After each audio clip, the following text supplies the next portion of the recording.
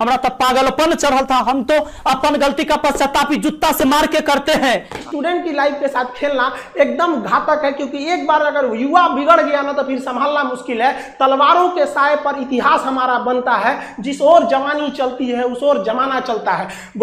आप सबको पता है कि युवाओं के साथ कितना बुरा किया जा रहा है।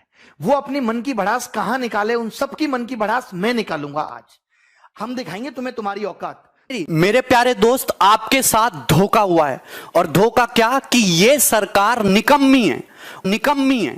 और जितने भी सरकार के लोग इस वीडियो को देख रहे हैं, मैं साफ साफ और सीधे शब्दों में कहना चाहता हूं कि तुम्हारी सरकार निकम्मी है, निकम्मी है। ये लिख रहा है सुसाइड करने का मन करता है। शर्म नहीं आती थोड़ी सी भी?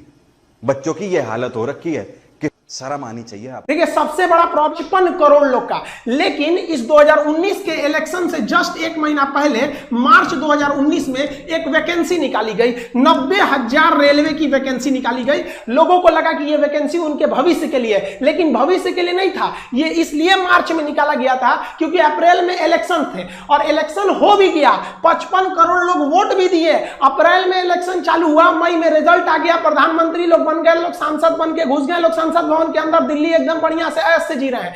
लेकिन उसी वैकेंसी में इस 90,000 पोस्ट के लिए लगभग 3 करोड़ लोगों ने फॉर्म भरा था। अब रेलवे कह रही है कि हमारे पास वेंडर नहीं है, हमारे पास एग्जाम लेने की क्षमता नहीं है 3 करोड़ का, और उन 3 करोड़ लोगों ने 500-500 रुपए दिया था। तो आप गुणा कर लीजिए, उन 3 करोड़ लोगों का 500-500 रुपए कितना हो जाएंगे। अब आप जरा देखिए, जो इलेक्शन कमीशन है वो 55 करोड़ लोगों का इलेक्शन करा सकता है, लेकिन जो स्टूडेंट्स के लिए इलेक्शन कमीशन है वो तैयारी शुरू किया होगा। कम से भी कम ऑनलाइन एग्जाम जो एप्लीकेशन है वो 5 मई से भरा गया।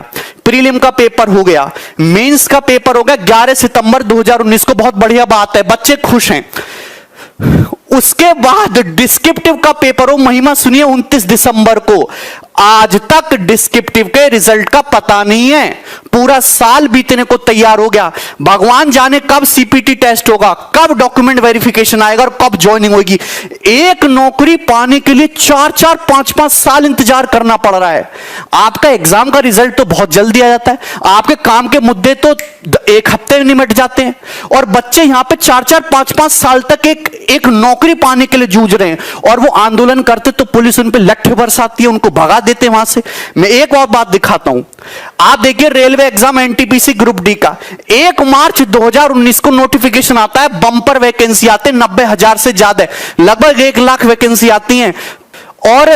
और ये भी पता है, ये चुनावी लॉलीपॉप है कि चुनाव से पहले बच्चे दिखाएंगे, बच्चे खुद अब तो रेलवे में नौकरी करेंगे, जिंदगी आसान से गुजरेगी। 2.5 करोड़ से ज्यादा फॉर्म उसमें जाते हैं। 500 रुपए फीस ले लेते हैं एक बच्चे से कि 500 रुपया हमको फीस दे दो, और 100 रुपया केवल एग्जाम फीस है, 400 रुपया सब्सिडी की तरह आपके अकाउंट में वापस आ जाएगा।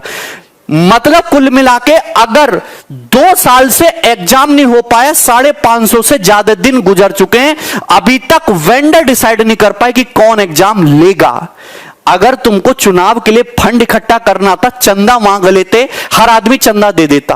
इतना बड़ा धोखा इस गवर्नमेंट ने किया है ना हम लोगों के साथ, और मीडिया इसको दिखाने के लिए तैयार नहीं है। सुबह से शाम तक एक ही न्यूज दिखाते रहेंगे। दो बातें 24 घंटे में सर्कुलेट करके वही बताते रहेंगे। एक इधर से बताएगा, एक ऊपर से बताएगा, एक नीचे से बताएगा। बोलना कुछ है नहीं इन लोगों को, ठीक है। देखो, ये मैं तुम्हें वैकेंसी का ट्रेंड दिखाता हूं हमारी गवर्नमेंट आने के बाद।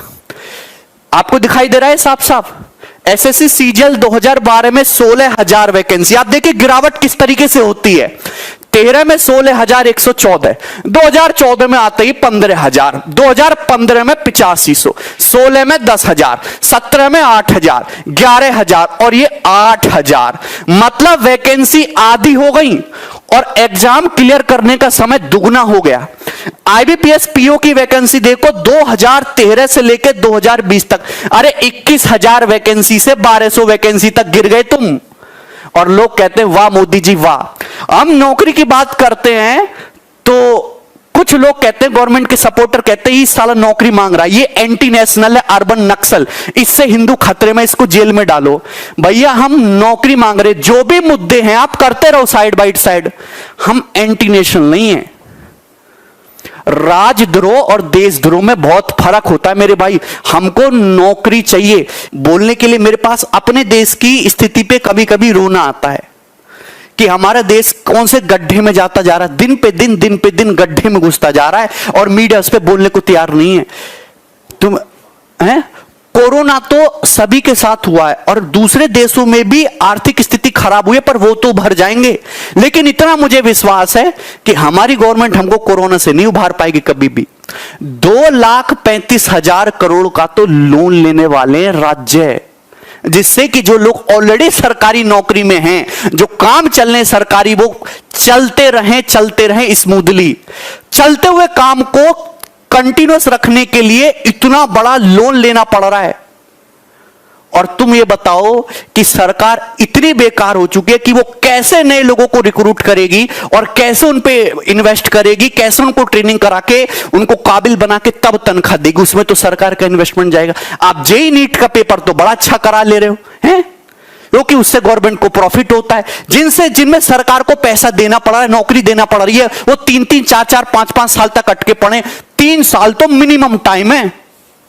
7-8, 8-8 साल से लोगों की नौकरियां अटकी पड़ी हैं। किसान हमारा परेशान है, छोटा जो बिजनेसमैन है, जो छोटा व्यापारी है वो परेशान है, स्टूडेंट परेशान है, टीचर परेशान है, सब परेशान है। मौज में बड़े बड़े बिजनेसमैन, बड़े बड़े लोग, अडानी अंबानी जैसे, वो मौज ले रहे हैं। नेता सांसद मौज ले रहे हैं। ले जाओ। अभी यमराज जब तुमको पकौड़े तलेगा ना तुम्हारे नरक में, जब तुम्हें पता चलेगा, देखना बढ़िया कढ़ाई बनवाई होगी तुमको तलने के लिए। इस वीडियो को मैं यही छोड़ रहा हूं। प्लीज़ ये वीडियो आपको अच्छी लगे तो ज़्यादा से ज़्यादा शेयर करें और हमारे